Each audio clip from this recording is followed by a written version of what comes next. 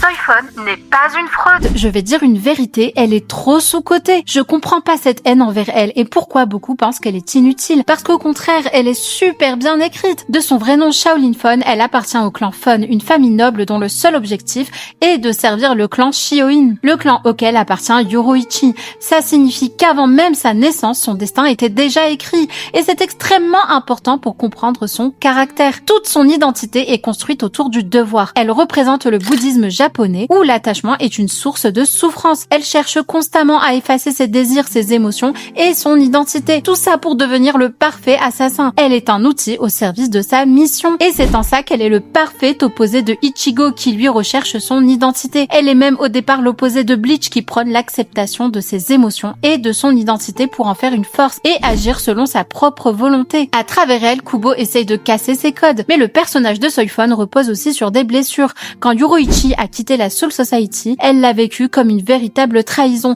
Et pendant plus de 100 ans, elle a transformé sa douleur en haine. Et quand elle retrouve Yoruichi, c'est là qu'on comprend que Soifon cache énormément ses émotions.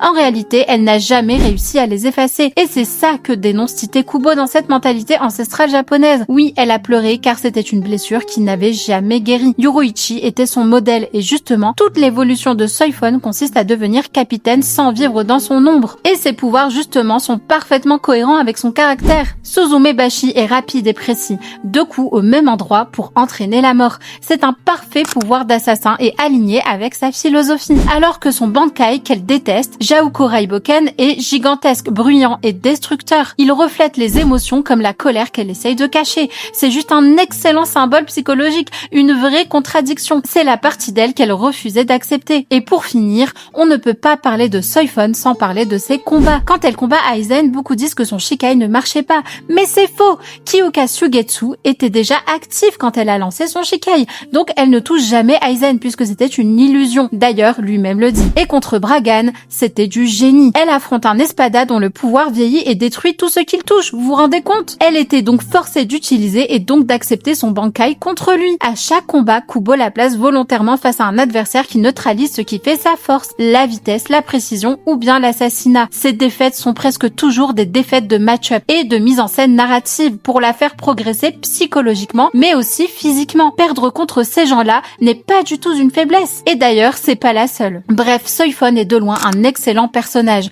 complexe et incompris.